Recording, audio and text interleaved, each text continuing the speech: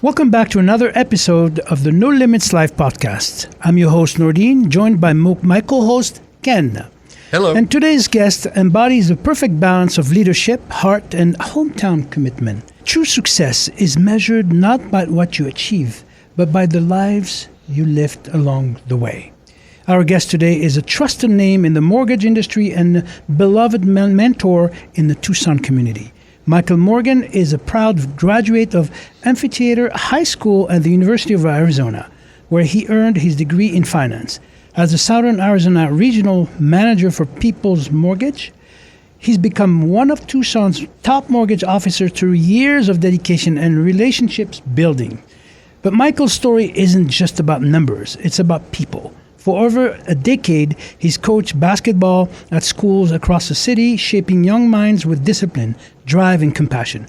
And through his work with the nonprofit More Than a Bed, Michael has touched the lives of foster children, raising funds and gathering toys to help them feel seen, valued, and loved. Please welcome a community champion, family man, and servant leader, Michael Morgan. Great to be here, guys. Hey, Mike.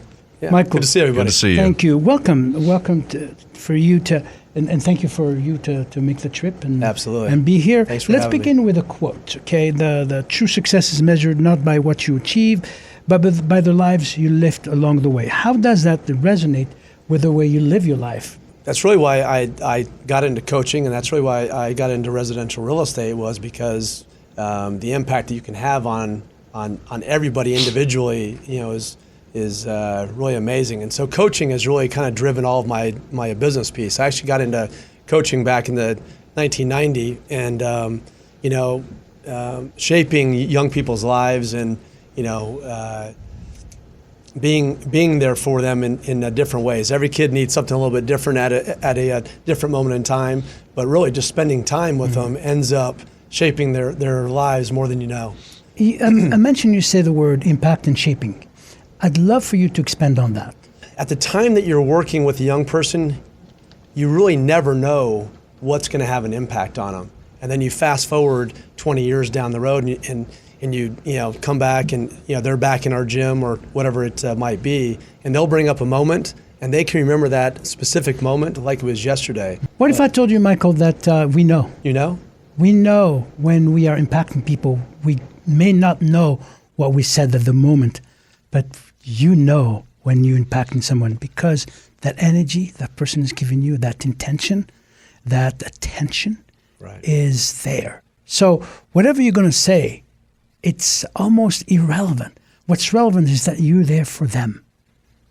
You're listening to them. You're not hearing them. You're listening. And so I'm going to ask you the question again. Impact and shape. Because people can say, I have an impact on my boss. I have an impact on my employee. But what is it? What's that impact? And how is it shaping another? The way I would answer it, I think sports is a little bit different than work. Mm-hmm. So like in my work life, being in the mortgage business, I have a lot of people that I mentor, and I see them doing things that we've gone over, whether it's how they're investing or how they're working out or how they're living their daily lives. I don't overthink things. So maybe the way you're thinking of things may be different than me, but and that's where we are. That's what I wanted to hear from you. Yeah. Overthink. We're not even thinking. Right. We're feeling. Delivery. When you deliver something to your employees, you can deliver it with force, which is going to go from here to there. But you deliver it so eloquently, so nicely, with energy that they listen to you. So that impact with the kids in sport is the same that you have with your employees. The energy you bring to the table is beautiful. And that's what I wanted you to say, because this show is about content, but most and foremost about context. How do you feel when you accomplish this? How do you feel when you say this to someone who is listening and 2 weeks later, 2 months, 2 years later, right, they come to you and say, thank you so much. Thank you so much. I don't even remember what you said to me, but you changed my life. Right? So that is what I wanted to hear from you. I just think the greatest gift you can give to somebody is to work with kids. I think that's real special. As far as experience, professional, and personal, what would you say most shaped who Mike is today? I mean, I would say just the way that I grew up. I was, I came from a single parent, a household. My mom did everything for me. We didn't, we weren't starving, but we didn't really have much. And so the cool part about going to Amphi back in that day was Amphi was, rich, poor, middle class. So I had friends from all walks of life. I had friends that literally lived in a house with dirt floors, one of my best friends. And I had friends that lived up in, Ventana Canyon in what I would call mansions. Wow, and just the diversity of that school was, great. I think one of the shames of Catalina Foothills High School came in, great school. My kids go there, Mm-hmm. But the kids that used to go to Amphi are now up at, Foothills. Mm-hmm. And so I think schools across probably the city and across the country are just more, separated by wealth or not wealth. But I think my experience growing up, I got to see the other side and be in households with a lot of money. Mm-hmm. And saying, hey, that's I'd like to have that lifestyle. This brings me back to you just hit on an emotional thing inside of me. You said we didn't have much. We grew up poor, but you had love. I had a ton of love, and I didn't feel like I was poor. The story my mom used to tell us when we grew up, we lived next to a family that had it all, right? And their kids were crying all the time, all the time, and we were quiet. So what she was trying to tell me, no matter how much you give, if you don't give love, you give in nothing, So that's what you got, and that gives you the ability to be leading. You're a person that, without anything, you still make it. You'll still be impacting.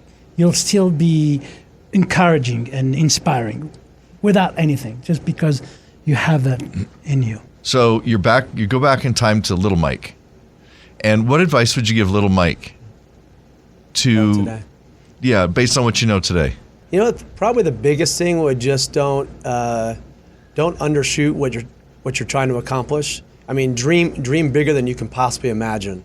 And ultimately, some of my success and some of the things that I've accomplished, you kind of look back and you're like, if you really think about it, you're like, wow.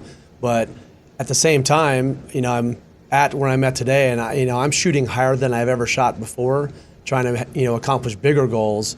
And I think if I would have done that younger, I think the sky's the limit. Why can't you be a CEO of a company? Why can't you be the head basketball coach at U of A, or whatever it is that you want to do? I mean, those are things that I wanted to do growing up, and I think I could have shot higher for those goals. So what kept you from doing them back then? It really now but back then. I think one of the advantages that younger people have today, I think, is that there's so much information out there.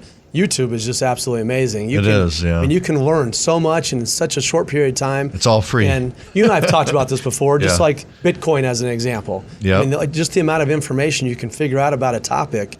And I see it every day with my son. I mean, my son's taught himself how to play golf off of YouTube. He's taught himself how to mine off of YouTube. He's taught himself all these different things. And it's like the amount of information you can gather from the internet now is just, out of the That's so true. Yeah, the library is right there at your fingertips. The ability to take that information and apply it.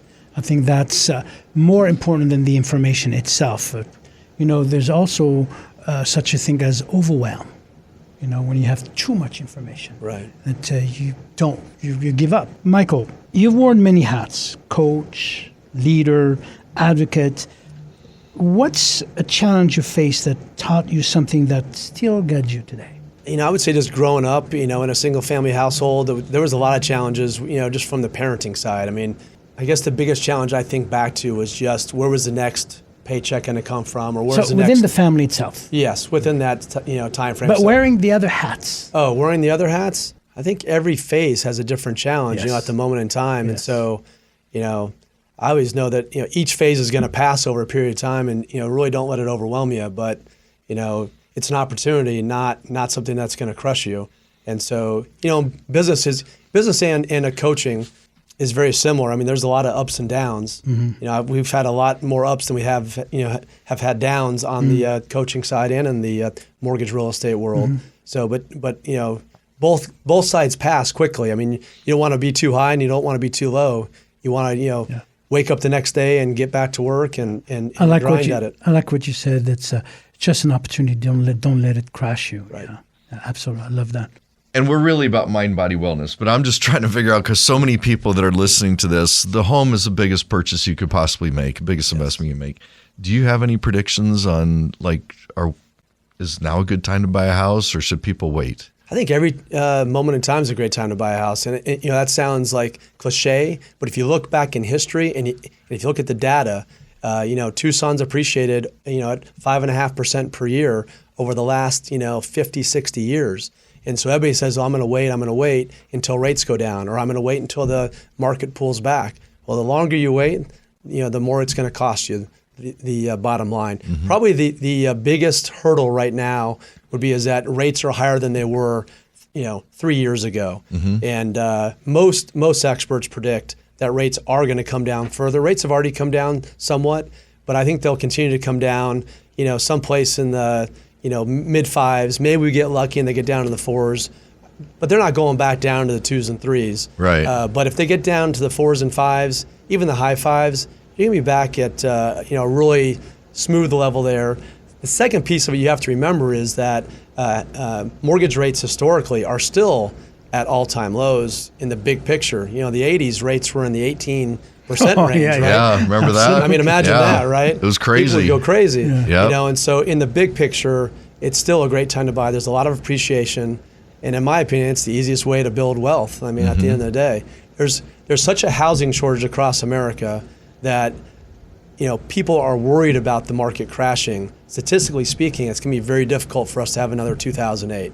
Yes, housing can always decrease in value, but over time, you're going to be fine. Right. Okay. You just spoke about wealth. And since this is a show about well-being, mind, body, I think part of wealth and to sustain wealth is to take care of yourself. Tell us what you do in the morning until the second, and don't hold back.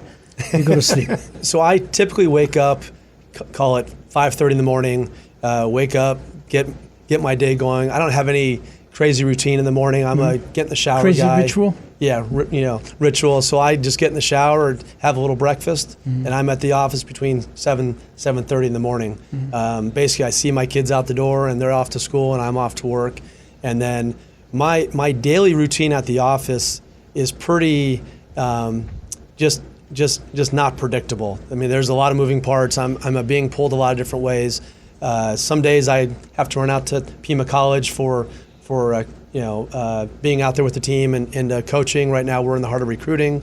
I also do some other fix and flip stuff. I have another business partner in that realm where we're buying houses and fixing them up and selling them. And Don't you have a car wash? Yes, I do. We just He has everything. I need to go today, by the way. You need to wash the car. We just sold it on a Monday, one of them. So we're moving on from that world and really focused in on residential real estate. So you mentioned the pulled, right and left. Your ability to perform is still not exceeded by the demand. So you don't feel that overwhelmed or overstressed. Correct? I don't. I think both coaching and the mortgage business, part of the job is you have to be able to multitask. There's a lot of things coming at you kind of in both worlds. And so coaching has really taught me how to operate in the business world. Do you have any coping mechanism to sort of manage stress? Really, my biggest thing is at the end of the day, I just like to go work out. So I either get in the gym or work out, right? So actually, they were talking about it before they came in the studio. I heard that these guys are going to go work out, and because I said, "Well, you want to get together with us?" "Oh, no, we got to go work out." Yeah, no, absolutely. You can't sustain health and well-being if you're always working and you feel especially such as yourself pulled right and left and unexpectedly so. By everyone. You have to be there for everyone, and forget about yourself. It's just a matter of time before you break. Yeah. Then the money doesn't matter. And that's it. Yes, exactly. The way I hear you, and tell me if I'm wrong, is that this is all a big game for you. It is a big game. You're right. You know, and You're that's right. what explains your ability to perform. Yeah. When you look at life as a game and you play it well, you learn the rule and you play it as a professional, right? Good point, You yeah. learn all the rules and you play it as a professional. There's no way you lose. Sometimes you lose, sometimes you win. But your ability to perform is always there. You're always exceeding, at your game because you take care of yourself. And part of playing the game, one of the rules is taking care of yourself. Another one is to be able to love yourself, have compassion for yourself, be able to look at yourself in the mirror, both to say, good job, right? And to say, I understand what you're going through. So you got to take care of yourself mentally, Take care mentally and of yourself physically. So everybody mentally. thinks when you take care of yourself, it's physically, but you it's got to take care of your and mind. I think, Michael has shown us that he's able to create that harmony between the mental, emotional, physical, and spiritual aspect of oneself. Talking about this, I have a gift for you. Oh, wow. This book is published by Simon Schuster and Skyhorse Publishing. It's about that. It's about creating harmony, mental, emotional, physical, and spiritual. Everything we talked about just now, and actually. I've just signed it for you. I and appreciate this is my that. gift. And thank you so much Thank you for having me. for coming and Yeah. using your time to be here and for your energy. And Absolutely. I will get you a copy. Yeah, thank you. Thanks, and yeah, sure. And I just wanted to thank our viewers, our listeners. I know a lot of you may listen to it even more than you watch us, but please subscribe, share this show with somebody that you think would benefit from it. And we will see you soon again on the No Limits Life. Always follow your heart. All you gotta do is follow. All you gotta do is follow.